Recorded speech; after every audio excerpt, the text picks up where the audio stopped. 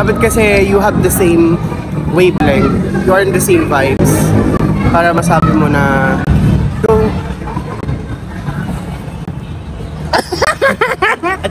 Okay lang yun.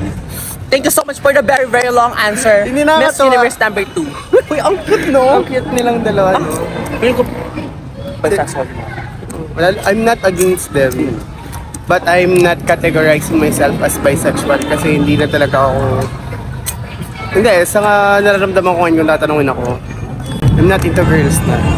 Parang hindi ko alam, there's a part of me na parang ayoko makasakit ng babae kung magta-try man ako. There is a part of me na parang, bakit nga hindi ko i-try na manligaw ng babae na pumasok sa relasyon na babae yung makakasama ko, pero hindi eh.